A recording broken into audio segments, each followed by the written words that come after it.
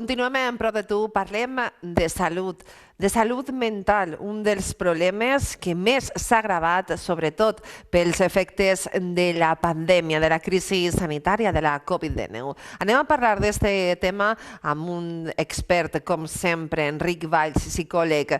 Enric, bon dia, buenos días.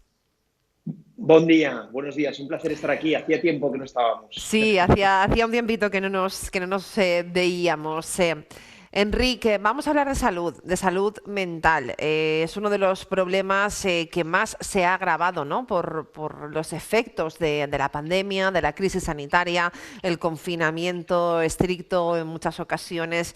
Ha agravado estos problemas, lo venís notando y me proponías, ¿no? Lanzar este tema para lanzar ese llamamiento y hacer ese llamamiento por todo lo que está sucediendo al respecto de la salud mental. Así es, Bea. La pandemia ha puesto de manifiesto la vulnerabilidad de nuestra salud mental y no hay salud sin salud mental. Y efectivamente, venimos de estas restricciones, de este tiempo, de la incertidumbre y esto genera precisamente un malestar emocional y lo vemos en aumento en las consultas, desde situaciones de depresión, ansiedad, en fin, diferentes situaciones emocionales que la persona no sabe cómo afrontar y que cada vez está más en auge, desgraciadamente. De hecho, la Ujú. Generalitat hace un par de semanas presentaba un plan específico de salud mental y aquí se pone de manifiesto la importancia de cómo afrontarlo, qué hacer y cómo abordarlo. Mm. Es que además estamos, bueno, los profesionales estáis viendo cuadros en un abanico muy grande de edades, ¿verdad? Desde niños a personas de muy avanzada edad con cuadros de salud mental complicados, ¿no?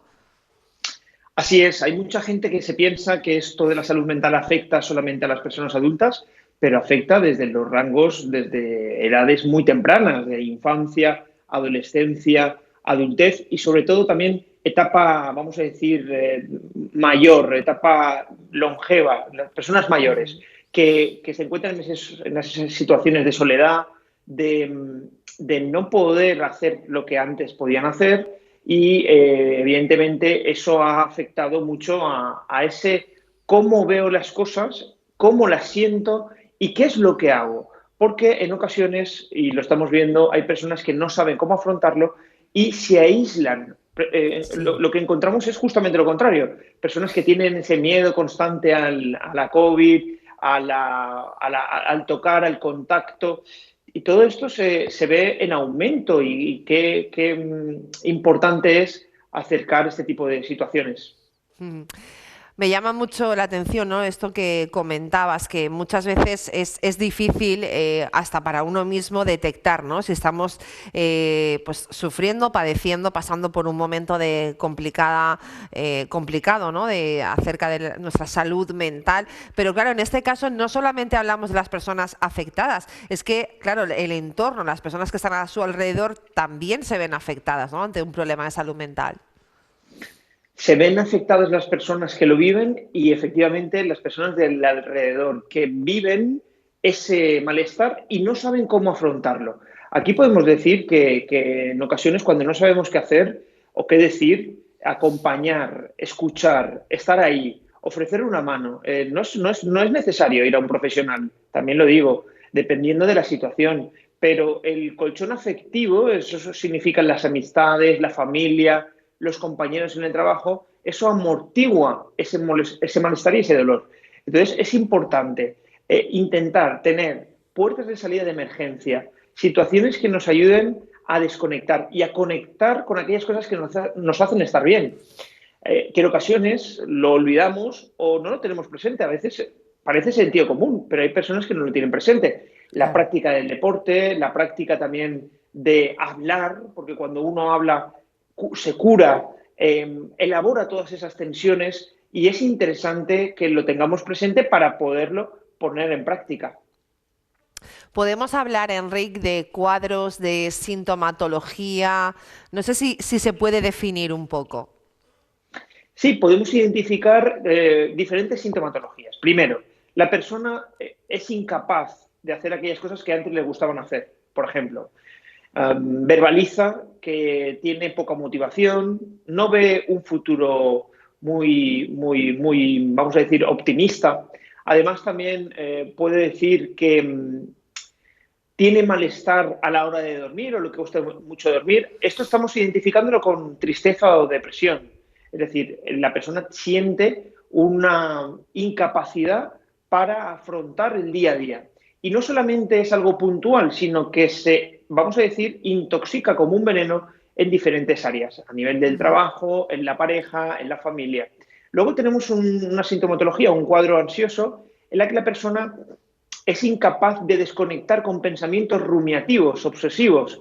Y si, cómo, cuándo, por qué. Y tiene una tensión tremenda. Es incapaz tampoco de decirse a sí mismo stop.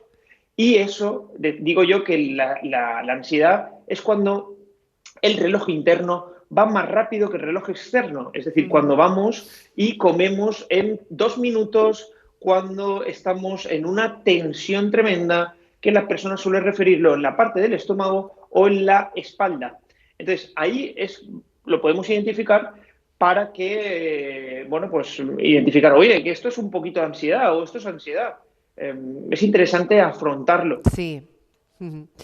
Enrique, ¿qué podemos hacer una vez, por ejemplo, que una persona ha dado el paso, ¿no? O se reconoce a sí misma como que tiene un problema de salud mental, porque pues todo lo que le rodea finalmente le hace ser consciente de que no está bien. ¿Qué podemos hacer los demás? Si alguien, por ejemplo, de nuestro alrededor nos reconoce que no se encuentra bien o que necesita alejarse, necesita tomar distancia, ¿qué podemos hacer los demás? Podemos hacer 3 preguntas. Una, ¿qué necesitas? Dos, ¿cómo te puedo ayudar? Y tres, ¿qué es lo que puedo hacer para ayudarte? Porque es interesante que la persona tenga esa oportunidad para desahogarse, para soltar De toda esa tensión, confianza. Ujú. correcto. Y en ocasiones, el otro día me lo decía una paciente, dice, es que Enrique, resulta que tengo un familiar que ha fallecido, una persona muy cercana, y no sé qué decirle. Simplemente estando ahí, acompañando, ya es muy terapéutico.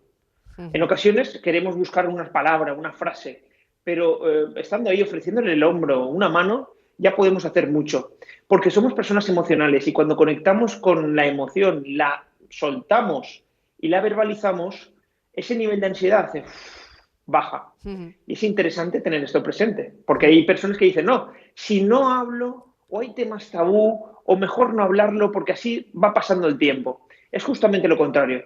Cuando uno no habla es cuando esa olla a presión explota y se va acumulando toda esa presión que al final sale por algún lado, desgraciadamente, una enfermedad, un trastorno psicológico, Sí. una tensión, una dificultad, ¿no?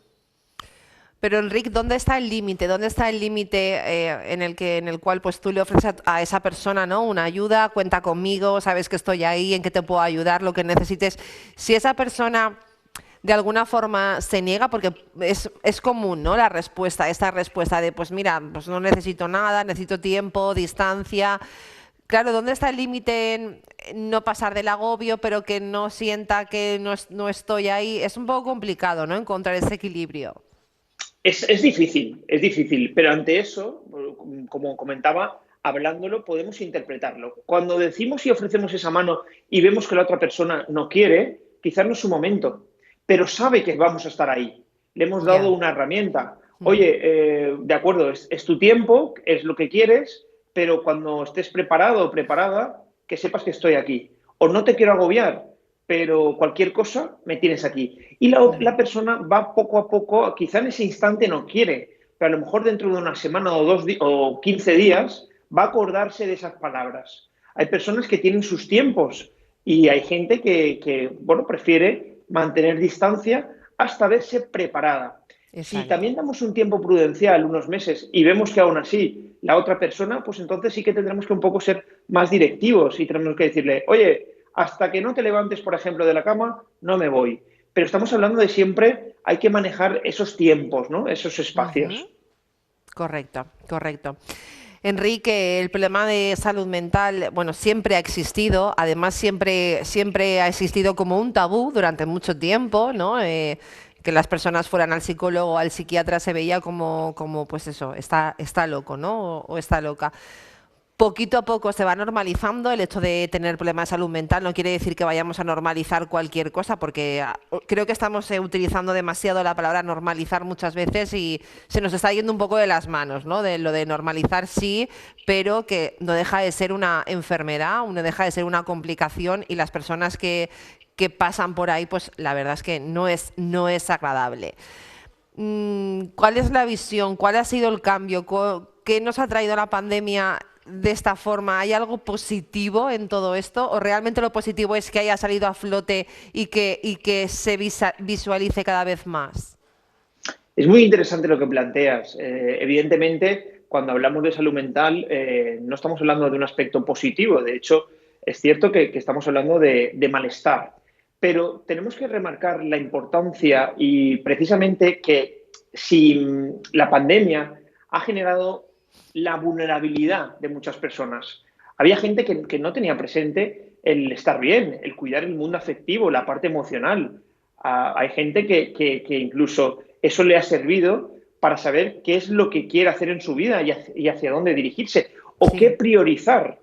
Entonces, vamos a decir que la pandemia ha hecho que no es que se potencie, sino que se visibilice.